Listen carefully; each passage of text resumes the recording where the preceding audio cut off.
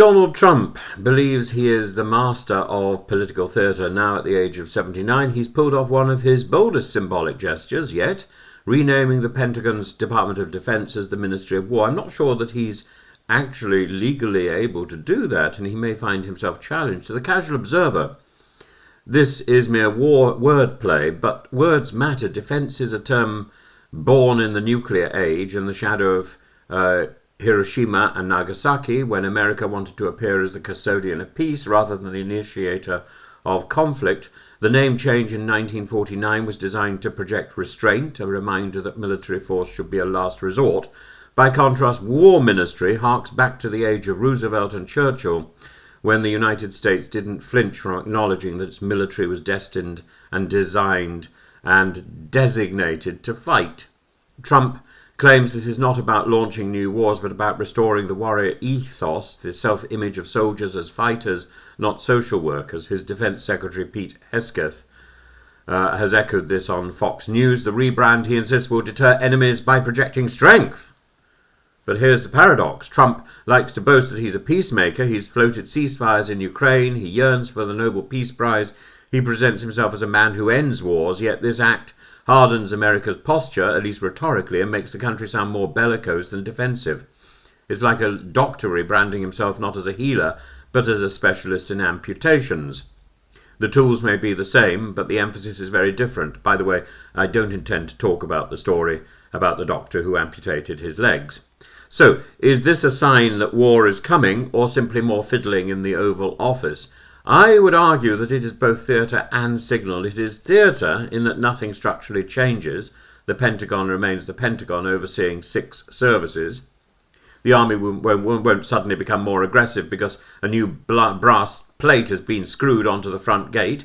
Indeed, the cost of this renaming, perhaps $1 billion for letterheads, uniforms and global signage, makes it look like a vanity project, not a strategic revolution. But it is also a signal. Language shapes perception, and perception shapes policy, and authorizing his generals to call themselves Secretary of War and Deputy Secretary of War communicates to allies and adversaries alike that Trump is impatient with caution.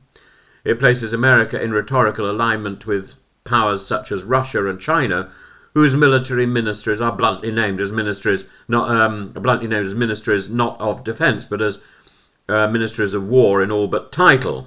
Trump is collapsing that distinction. So if you want to call it a Ministry of Defense and you mean Ministry of War, well, Trump is saying, I'm going to lead the campaign and call it what it is.